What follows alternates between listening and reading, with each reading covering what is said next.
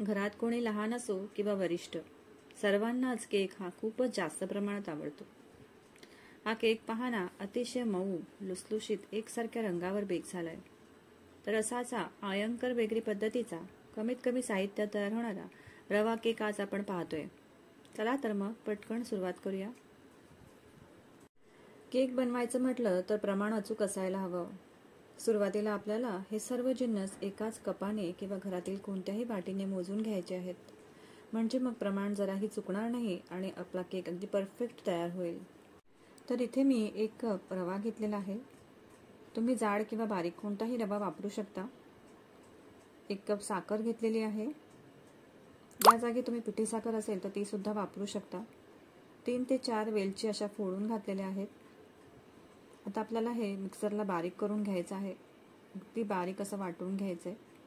हे पहा, अशा पद्धतीने मी एका बाउलमध्ये काढून घेतलंय. यामध्ये 1 कप मैदा घालायचा आहे. बेकिंग पावडर आपल्याला अर्धा चमचा घालायचा आहे. बेकिंग सोडा अर्धा चमचा घालायचा आहे. हे सर्व सुके जिन्नस आपल्याला एकजीव करायचे आहेत. अर्धी वाटी तेल घातलंय. कोणतंही वासाचं तेल जसं की शेंगतेल, खोबरेल तेल किंवा राईचं तेल वापरू नये, कारण त्याला खूप स्ट्रॉंग स्मेल असतो. तर इथे मी सूर्यफुलाचं तेल वापरलंय.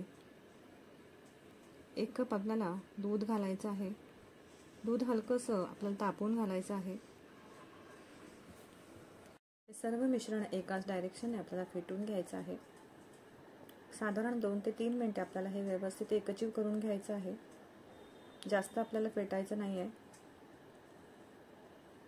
तर यावरती झाकण ठेवून आपल्याला किमान 10 मिनिटांसाठी एक साईडला रेस्ट करायला ठेवायचं आहे. तोपर्यंत ओव्हन प्रीहीट करून घ्यायचा. प्रीहीट करताना 180 डिग्रीला टेम्परेचर सेट करायचं आहे. फंक्शन मोड दोन्ही साईडला ऑन करून 10 मिनिटांसाठी आपल्याला टायमर लावून द्यायचं आहे. आता 10 मिनिटानंतर हे एक साईडला ठेवलेलं बॅटर्स छान असं फुललेलं आहे. तुम्ही पाहू शकता. रवा असल्यामुळे हे मिश्रण अगदी घट्टसर झालेलं आहे. आता याची कन्सिस्टन्सी आपल्याला ॲडजस्ट करण्यासाठी अर्धी वाटी दूध यात घालायचं आहे. एकूणच आपण इथे 1.5 वाटी दूध वापरलेलं आहे. हे मिश्रण आपल्याला एकाच डायरेक्शनने व्यवस्थित फेटून घ्यायचं आहे. जवळपास या पद्धतीची बॅटरची रनी कन्सिस्टन्सी आपल्याला ठेवायची आहे. मिश्रण हे जास्त घट्टसुद्धा करायचं नाही किंवा पातळसुद्धा करायचं नाही. केक टिनला आधीच मी बटर पेपर लावून घेतला आहे. जर असा पेपर नसेल तर तुम्ही भांड्याला तेल सर्वत्र लावून घ्यायचं आणि मैदा एकसारखा पसरवून घ्यायचा. असं केलं तरी चालतं.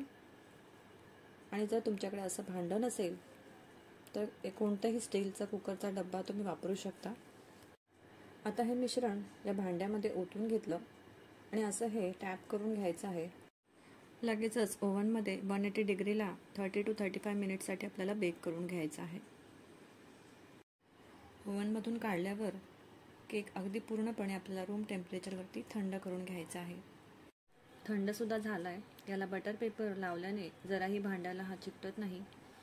तुम्ही पाहू शकता. अगदी जाळीदार, मऊ, लुसलुशीत, तोंडात घालताच विरघळणारा असा हा याचे एका साईजचे असे हे काप करून घ्यायचे आहेत. लहान मुलांची मधल्या वेळेची भूक असो किंवा चहासोबत खाण्यासाठी किंवा मुलांचा टिफिन असो, असा हा जर केक तुम्ही बनवून तुम्ही देऊ शकता. व्हिडिओ जरी आवडला असेल तर एक लाईक करून चॅनलला सबस्क्राईब जरूर करा. तुमचे काही प्रश्न असतील तर कमेंटद्वारे मला नक्की कळवा. पुन्हा भेटू अशा छान छान रेसिपीसह. तोपर्यंत बाय.